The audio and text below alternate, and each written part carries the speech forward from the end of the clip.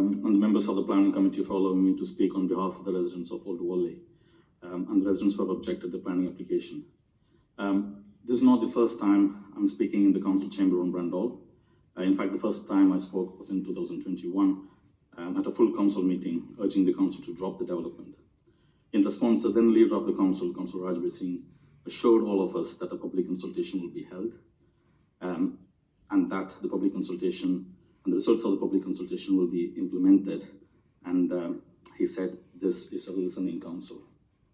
With more than 83% of the residents saying no to the development in the public consultation, the cabinet went ahead with the proposed destruction of Brandhall. And I can say rest is history. And yet, here we are. The council says all decisions on planning applications should be based on objective balancing exercise. That's something called as a planning balance. Where is a planning balance on Brandhall? And I'm not prepared to just talk about the material considerations when from start to finish the Sandwell Council never listened to the local residents, although expressly promising to do so. Yet, here we are. If the council would have listened, I wouldn't have been sitting here. In fact, none of us would be here to discuss Brandhall. And yet, here we are.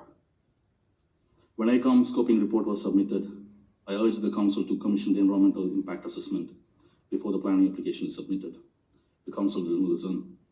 And a few weeks ago, the Birmingham and Black Country Wildlife Trust has urged the council to submit an environmental impact assessment, and further stating that the planning report provides insufficient information to rule out the presence of reptiles on the site, that the bat survey undertaken so far are insufficient, and contends that the planning proposal from Sandwell, if implemented, will result in a significant loss of overall biodiversity at Brandhall Green Space, and requests the council to defer the planning application.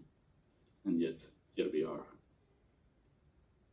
Highways are concerned that the proposed vehicular access and the highway improvement works on Ferndale Road would have a severe impact on residential amenity. The Highways further criticizes the transport assessment on lack of clarity over traffic generation, traffic distribution, parking requirements, and school drop-off and collection data. Moreover, the Highways report states that urgent improvements needed to ensure that the risk of additional road casualties are not increased at a Wolverhampton Road, Queensway Junction, which currently has a notable level of recorded road injuries. Although the issue has been raised to the council in the last 2 years, Sandwell hasn't taken any mitigating action on road safety, and any future action is years away. Is this planning balance? The Staffordshire Council acts as a consultant for Sandwell as a lead local flood authority. Staffordshire objects on grounds that insufficient detail has been submitted to fully demonstrate that an acceptable drainage strategy is proposed. It goes without saying, the area is a floodplain with high risk of flooding from surface water due to insufficient or poor drainage system. There has been at least 2 examples where residents are left to fend themselves, one in Walton Road, Old Wally, where both the flood authority and Sandwell Council are unable to prevent the backyard flooding till date of several residential properties.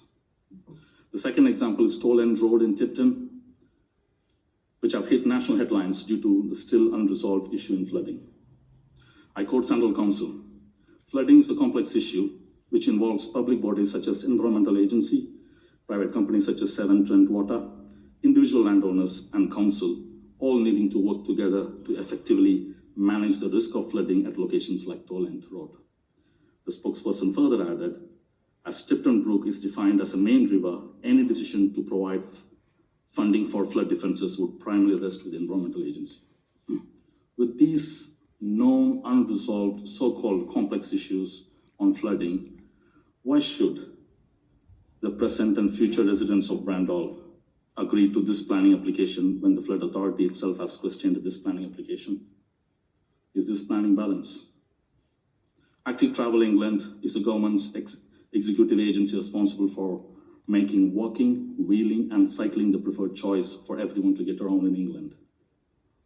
AT has asked the application to defer to allow for further details to be submitted in respect of site access, walking and cycling connectivity, and access to further afield.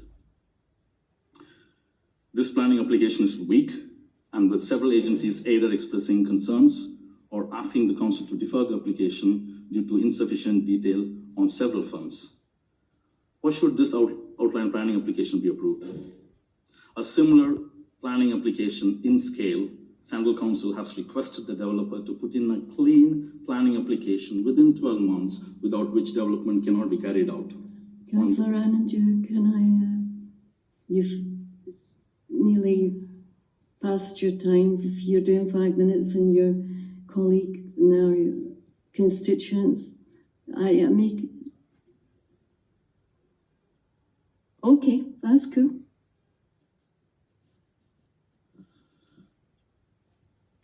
And why is on Brandhall, Sandal Council is cutting corners and have submitted an outline planning application, ignoring significant details to resolve matters? Why a different yardstick is applied on Brandhall? This is a serious issue, and we could see a trend of biased approach from the start. A well-run golf club was closed, citing it was a surplus to requirement, while Sandal Council proposed this year to cut funding for Warley Woods, while Sport England have urged the council to mitigate the loss of golf course in Brandhall but by increasing funding to nearby golf clubs, and Sandal Council is doing exactly the opposite. Is this planning balance? The Cllr Green School needs a new building. The need for the building was identified by Ofsted several years ago before Brandhall Golf Club was closed, and yet no action was taken to mitigate the issue.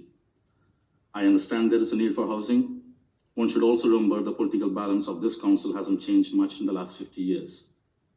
And why should the residents of Old Warley and surrounding neighborhoods bear the brunt of the failure of Sandal Council to build houses in the last years, as opposed to using a much loved green space as if Brandhall is a silver bullet to solve Sandal's housing issues? Remember, once again, if this green space is lost, it's lost forever. Last year in November, while speaking in front of Sandal Cabinet, I called the Cabinet a beacon of democracy. Yet the most senior councillors who are supposed to listen to residents, the very taxpayers by and for whom the council operates, yet the Cabinet chose to ignore them. If this planning application is approved, then forget being a beacon of hope for Sandal residents. There will not be any glimmer of hope for residents that Sandal Council will ever do the right thing for them, losing every capacity to listen to its own people.